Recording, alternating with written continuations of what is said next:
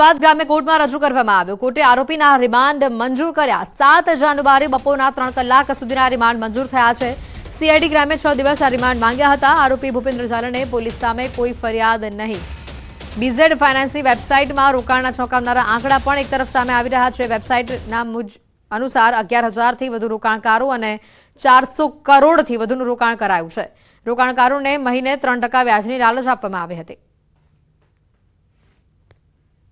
आरोपी भूपेन्द्र झालाने साहेब 28/12/24 रोज 2 वागे अटक कर्या पछी 14 दिवसना रिमांड मांगेला अने आज रोज 4/1/2025 16 कलाक सुधीना रिमांड नामदार कोर्ट तरफथी आपवामां आवेला। आजे तपासनीश अधिकारी तरफथी बीजा 6 दिवसना रिमांडनी 10 कारणों साथे रजू करी अने मांगणी करवामां आवेली। शामळाजी नवो तालुको बनवानी शक्यता छे। शामळाजी तालुको जाહેર કરવા ભિલોડાના એમએલએનો હુંકાર સામે આવી રહ્યો છે। શામળાજી મહોત્સવમાં તેમણે નિવેદન આપ્યું। વર્ષ 2016થી શામળાજી તાલુકો બનાવવાની માંગ થઈ રહી છે। મુખ્યમંત્રીને રજૂઆત કરી દરખાસ્ત કરાઈ છે। વર્ષ 2025માં શામળાજી તાલુકો બનવાની શક્યતા છે।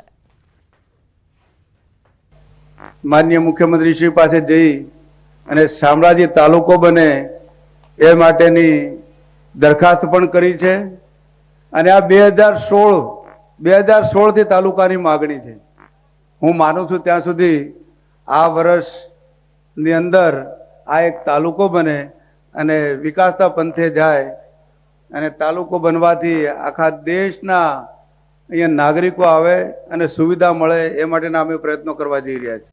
વધુ એક નવો જિલ્લો બની શકે છે। વિરમગામ એમએલએ હાર્દિક પટેલનું મહત્વનું નિવેદન સામે આવ્યું છે। વિરમગામ જિલ્લો પણ બનશે। હાર્દિક પટેલનું આ નિવેદન સામે આવી રહ્યું છે। નવો જિલ્લો બનશે તો નળકાંઠા તાલુકો પણ બનશે। વસ્તી ગણતરીનો સમય જ્યાં દેશમાં વસ્તી ગણતરી થશે ને વસ્તી ગણતરી પૂર્ણ થશે પછી જિલ્લાઓ નવા બનાવવા માટેની પ્રક્રિયા બનશે। ઘણા બધાના મનમાં એવું હોય છે કે થરાદ કેમ બની ગયો હતો, તો તમારા બધાને ધ્યાને મૂકો કે બનાસકાંઠા 4 જિલ્લાઓ બની શકે એવડો મોટો જિલ્લો છે। એટલા માટે એને અત્યારે ના છૂટકે જિલ્લો બનાવવો બહુ જરૂરિયાત હતી, પણ આપણો વિરમગામ જિલ્લો બનશે અને વિરમગામ જિલ્લો બનશે તો આપણો નળકાંઠા તાલુકો બનશે। છાટી થોકીને આજ તમને કહીને જઉં છું અને આપણે બધાએ જે કર્યું છે દમ મારીને જ કર્યું છે। બનાસકાંઠામાં જિલ્લા વિભાજનનો વિવાદ થંભવાનું નામ નથી લઈ રહ્યો। જી હા, બનાસકાંઠાના ધાનેરામાં વિભાજનના વિરોધના હાથમાં બેનર્સ અને સૂત્રોચ્ચારની સાથે લોકોએ વિશાળ રેલી કાઢી પોતાનો વિરોધ દર્શાવ્યો છે। લોકોએ ધાનેરાના મામલતદારને આવેદનપત્ર આપ્યું છે। રેલી સાથે તેમણે માંગ કરતા કહ્યું છે કે ધાનેરાનો સમાવેશ બનાસકાંઠામાં જ કરવામાં આવે। મહત્વનું છે કે આ બાબતે ધાનેરામાં બંધનું પણ એલાન અપાયું છે, જેમાં વેપારીઓએ ધંધા રોજગાર બંધ રાખી આ બંધને સમર્થન આપ્યું હતું।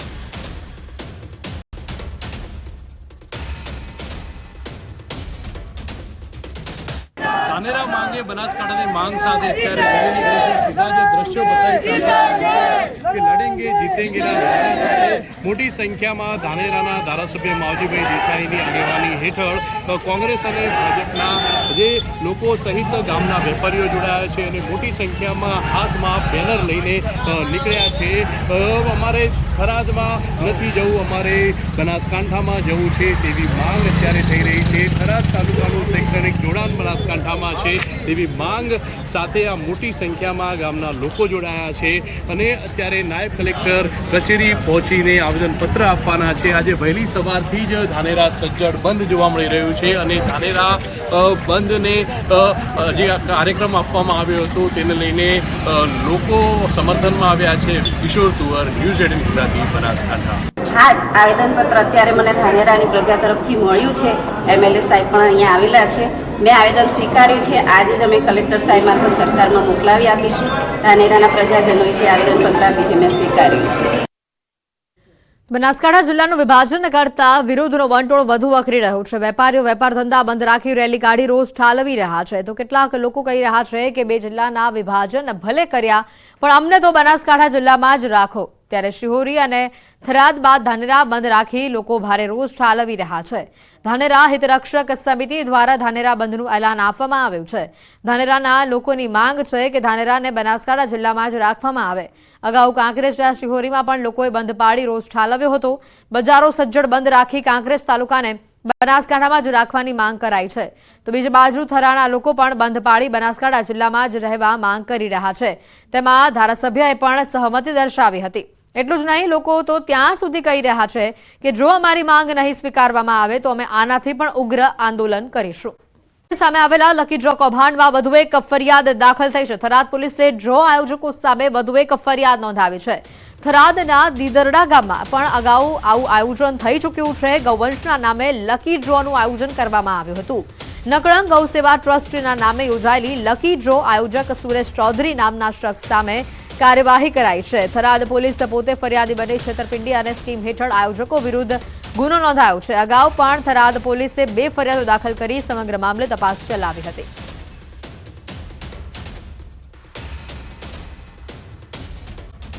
સમાચાર છે માંડવીના ગોધરા ગામમાં એક તરફી પ્રેમમાં પાગલ યુવકે યુવતીની ક્રૂરતાપૂર્વક હત્યા કરી નાખી અને જેને લઈને સર્વ સમાજે મૌન રેલી યોજી આરોપીને ફાંસીની સજાની માંગ કરી છે.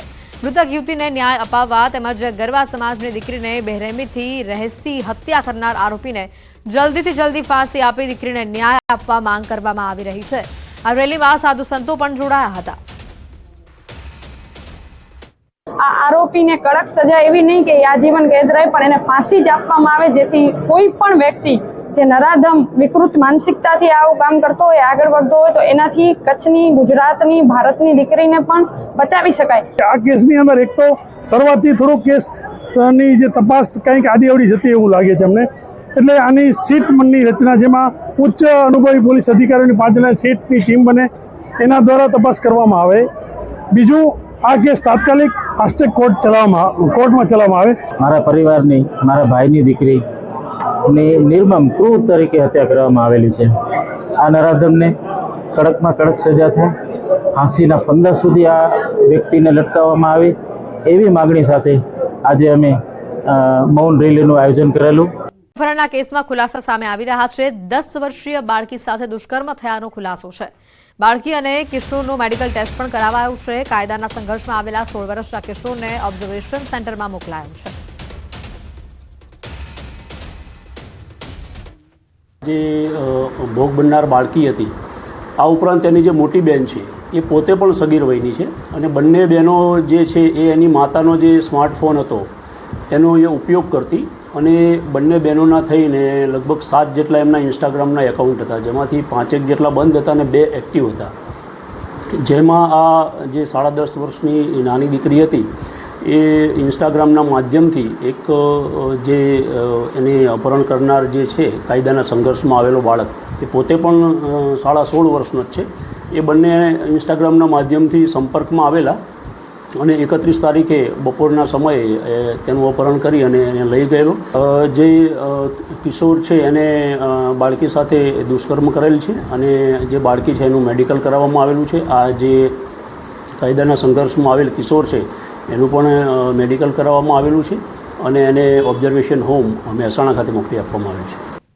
વાલીઓને સજાગ રહેવા માટે ગુજરાત પોલીસ પણ અપીલ કરી રહ્યું છે. પોતાના બાળકોનું ધ્યાન રાખે વાલીઓ. પોલીસનું આ નિવેદન સામે આવ્યું છે. માતા પાસે સ્માર્ટફોન હતો, ઉપયોગ નહોતો આવડતો. બાળકી એટલા માટે માતાનો સ્માર્ટફોન વાપરતી હતી. સોશિયલ મીડિયાના માધ્યમથી કિશોરના સંપર્કમાં તે આવી.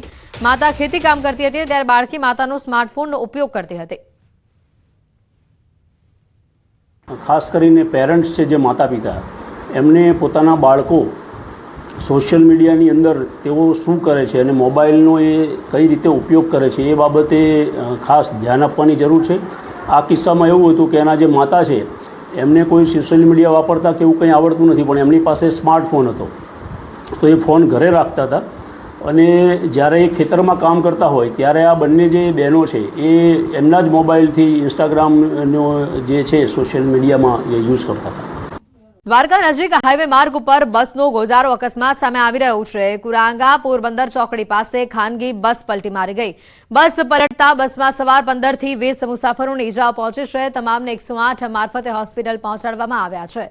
પોલીસે ઘટના સ્થળે પહોંચી સમગ્ર મામલે તપાસ હાથ ધરી. તો કુરાંગા હાઈવે પાસેથી એક બસ પલટી ખાઈ ગઈ હતી. ઇમરજન્સીમાં ટોટલ અમારી પાસે 21 પેશન્ટ આવ્યા હતા. એમાંથી 21માંથી ટોટલ 18 ફિમેલ હતા, 2 મેલ પેશન્ટ હતા અને એક 12 વર્ષનો છોકરો હતો. ઈજામાં વાત કરીએ તો ઈજામાં કોઈને ખાસ કોઈ એક્સપાયર થઈ જાય એવું કોઈ મેજર ક્રિટિકલ કોઈ ઈજા એવું કંઈ છે નહીં કોઈને. ઈજામાં ફ્રેક્ચર જેવું છે અને ટોટલ અત્યારે અમારી પાસેથી 7 લોકોને રેફર કરવામાં આવ્યા છે. સ્ટન્ટ વલસાડથી પણ સામે આવ્યો છે કે જ્યાં ઉમરગામના દરિયા કિનારે કારથી સ્ટન્ટ કરવામાં આવ્યા.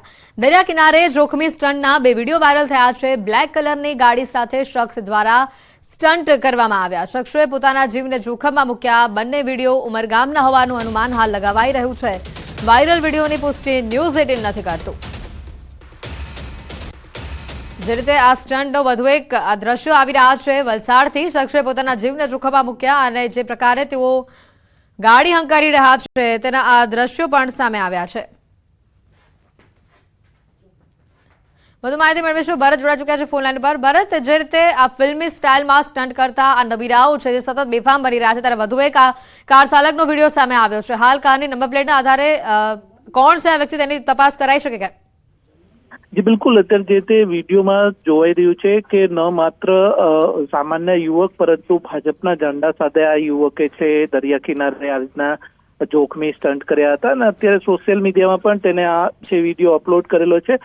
બનાવ બાદ આવતા બીજો અન્ય એક વિડીયો પણ સામે આવ્યો છે. આમ ઉમરગામના નારગોલથી લઈ અને ઉમરગામ સુધીના દરિયા કિનારે જુદા જુદા 2 વિડીયો છે એ કારમાં સ્ટન્ટના બહાર આવ્યા છે. દરિયા કિનારે જે તે જોખમી સ્ટન્ટ કરવામાં આવે છે એને લઈને અત્યારે મુદ્દો ચર્ચાનું કેન્દ્ર છે. જોકે સૌથી વિશેષ વાત એ છે કે ભાજપના ઝંડા સાથેની ગાડીમાં આ વિડીયોએ જે યુવકે શોબાજી કરી અને જે વિડીયો છે એ અપલોડ કરેલો છે તેને લઈને અત્યારે માહોલ ગરમાયો છે. જોકે અત્યાર સુધી ચર્ચાઈ રહ્યું છે એ મુજબ વિડીયો જૂનો હોવાનું પણ ચર્ચાઈ રહ્યું છે, પરંતુ આ મામલે હવે પોલીસ સ્ટેશન ઉમરગામ પોલીસ સુધી મામલો પહોંચતા હવે ઉમરગામ પોલીસે પણ આ વિડીયો મામલે જરૂરી કાર્યવાહી હાથ ધરી છે.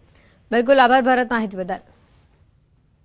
આ બંને દ્રશ્યો જે સામે આવી રહ્યા છે કાર ચાલકના આ સ્ટન્ટબાજી કરતા એમાંથી એક ગાડી છે કે જે કોઈ ભાજપના કાર્યકરની હોય તે પ્રકારનું સામે આવી રહ્યું છે, કારણ કે ભાજપનો ઝંડો આ ગાડી ઉપર લહેરાઈ રહ્યું છે. ત્યારે આ સ્ટન્ટબાજો ક્યારે સુધરશે તે મોટો સવાલ છે. હાલ પૂરતું તો લાગી રહ્યું છે કે આ વિડીયો જૂનો હશે. ત્યારે બંને દ્રશ્ય આપણે બતાવી રહ્યા છે મોરબી અને વલસાડથી કે જ્યાં સ્ટન્ટબાજો બેફામ બની રહ્યા છે. આ બાઇક ચાલક જે રીતે બાઇક ચલાવી રહ્યો છે અને કોઈ વિડીયો બનાવે છે તેવું ખબર પડતા જ તે તરત જ નીચે કૂદવાનો ડિવાઈડર સાથેથી નીચે ઉતરવાનો પ્રયત્ન કરે છે. આમાં તે અન્યના જીવને પણ જોખમમાં મૂકી રહ્યું છે અને પોતાના જીવને પણ જોખમમાં મૂકી રહ્યું છે. તો બીજી બાજુ વલસાડમાં પણ કાર ચાલક દરિયા કિનારે સ્ટન્ટ કરતો હોય તેવા દ્રશ્યો સામે આવ્યા છે. મોરબીમાં વધુ એક સ્ટન્ટબાજનો વિડીયો વાયરલ થઈ રહ્યો છે. ફૂટપાથ ઉપર સ્ટન્ટબાજે જોખમી રીતે બાઇક ચલાવ્યું. મયુર પુલ પર ફૂટપાથ પરનો આ વિડીયો વાયરલ થયો છે. પૂરપાટ ઝડપે બાઇક ચલાવી જીવ જોખમમાં મૂક્યો. યુવકે પુલના ફૂટપાથ પર આ પ્રકારે તેનું બાઇક ચલાવ્યું અને સ્ટન્ટ કર્યા. વધુ માહિતી મેળવીશું. અતુલ અમારી સાથે સંવાદદાતા જોડાઈ ચૂક્યા છે. અતુલ, જે રીતે આ સ્ટન્ટબાજો બેફામ બની રહ્યા છે તેનો આ વધુ એક પુરાવો સામે આવ્યો છે. હાલ આ બાઇક ચાલકની અટકાયત કરાઈ છે કે કેમ? જી હેતવી, જે મોરબી જિલ્લામાં છેલ્લા કેટલાક સમયથી સ્ટન્ટબાજોનો જે વિડીયો વાયરલ કરવાનો ક્રેઝ વધી રહ્યો છે તેના ભાગરૂપે ફરી એક જે છે વિડીયો સામે આવ્યો છે જે મોરબીના મયુરપુલનો વિડીયો છે અને પોલીસ દ્વારા આ જે વિડીયો ધ્યાનમાં આવતા જે કાર્યવાહી શરૂ કરી દીધેલ છે. હાલ સુધીમાં છેલ્લા 1 મહિનામાં 30થી વધુ આવા સ્ટન્ટ ચાલકો વિરુદ્ધ ગુનો દાખલ કરી અને કાર્યવાહી કરવામાં આવી છે. ત્યારે પોલીસે જે સ્ટન્ટ ચાલક યુવક છે તેને પકડવા કાર્યવાહી હાથ ધરી છે. હેતવી, આભાર અતુલ માહિતી બદલ.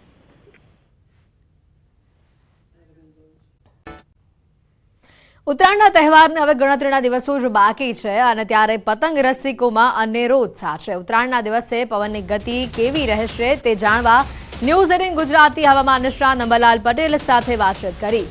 ત્યારે જાણીએ આ વખતની ઉત્તરાયણ પતંગ રસિકો માટે કેવી રહેશે. ઉત્તરાયણની પતંગ રશિયાઓ તૈયારી કરી રહ્યા છે, ત્યારે પવન કેવો રહેશે તે આપણે જાણીશું. આપણી સાથે છે હવામાન નિષ્ણાંત અંબાલાલ પટેલ. કાકા, જે ઉત્તરાયણ હોય છે તેની ખૂબ જ લોકો રાહ જોતા હોય છે અને અમદાવાદમાં ખાસ કરીને ઉત્તરાયણ ઉજવવા માટે દેશ વિદેશથી પણ લોકો આવતા હોય છે. 14 તારીખે છે, પવન કેવો રહેશે, કઈ દિશા હશે? પવનમાં આ વખતે પોષ મહિનાની પૂનમ આસપાસ ઉત્તરાયણ આવે છે, એટલે એકંદરે જોવા જઈએ તો લગભગ પૂનમ સવાયું મકર સંક્રાંતિ સવાઈ આવે તો સારું રહે. આમ છતાં સુદમાં વધના કંઈક બીજા દિવસે આવતી હોવાથી એકંદરે ચોમાસું પાછોતર વરસાદ તો સારો રહેશે, પરંતુ પવનની ગતિ લગભગ સવારના ભાગમાં કંઈક રહેવાની શક્યતા રહેશે. પવનની ગતિ મધ્ય અને ક્યાંક થોડીક વધુ એવી રહેવાની શક્યતા રહેશે. બપોરમાં પવનની ગતિ સ્થિર રહેવાની શક્યતા રહેશે અને કંઈક અંશે પવનની ગતિમાં લગભગ ઠુમકા લગાવીને પવન ચડાવી શકે એવું પણ વચ્ચે વચ્ચે થઈ રહે